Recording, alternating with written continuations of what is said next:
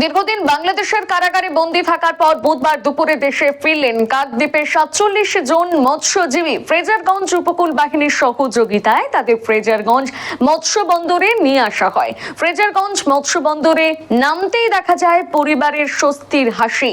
দীর্ঘ অপেক্ষার পর অবশেষে নিজের মাটিতে ফিরতে পারলেন তারা। চোখ রাখবো বিস্তারিত সেই খবরে।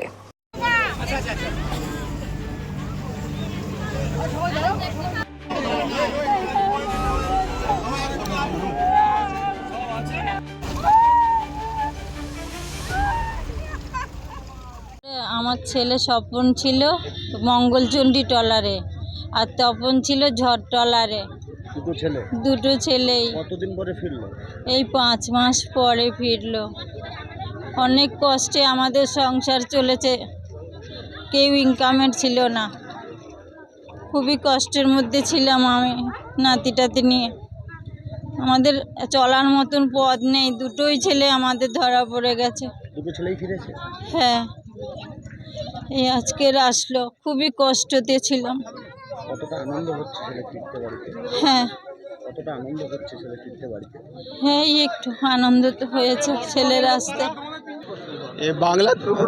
बांग्लादेश कोस्ट गार्ड कल 10 तारीख को हमारे को हैंड ओवर किया है और हम उसे हमारे जहाज़ वर्कक्राफ्ट और हमारा यहाँ का लोकल फिशिंग बोट हायर करके हमने IMBL के इस साइड हमारे भारतीय साइड में हमने अपने जहाज़ में लिया और रिकवर करके यहाँ तक करीब 25 नॉटिकल माइल लेके यहाँ तक ले गए।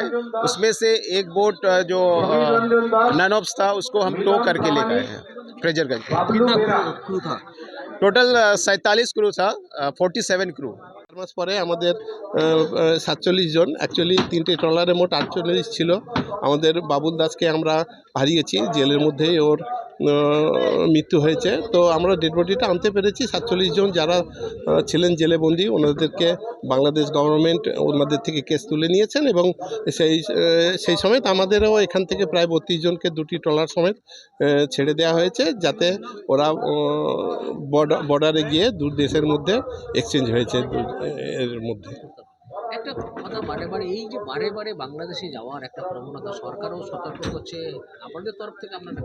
হ্যাঁ, ভীষণভাবে আমাদেরও সতর্ক করা হয়েছে, কিন্তু এর মধ্যে যেটা আমরা বুঝতে পারলাম, আমরাও অভিযোগ ছিল আমাদের যে বাংলাদেশের ট্রলারগুলো ওই পাশে আসে, সাধারণত IMBL-এ তো কোনো মার্কিং থাকে না, থাকে না, তাই সেই জন্যই একটু আধটু এদিকেও ঢোকে তো আস্তে আস্তে এটা কমে যাবে, অনেকটাই কমে গেছে। দুটো বাংলাদেশ এবং ভারতবর্ষের মধ্যে যেহেতু সম্পর্কটা খারাপ হয়েছে, আমরা চাইবো আর এইসব জিনিসগুলো না হয় এবং পরপর আমরা আরও খারাপ অবস্থা হতে পারে। লোকজন 5 জন তাদের সংসারগুলো খুব দুঃখ কষ্টের মধ্যে কাটায়।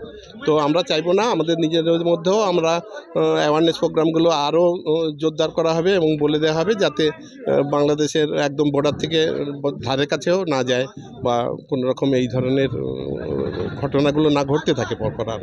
আরও ভালো ভালো খবর দেখতে সাবস্ক্রাইব করুন বাংলা হান্টের ইউটিউব চ্যানেল। বাংলা হান্টের আরও খবর দেখতে নজর রাখুন। বাংলা খবর মানেই বাংলা হান্ট।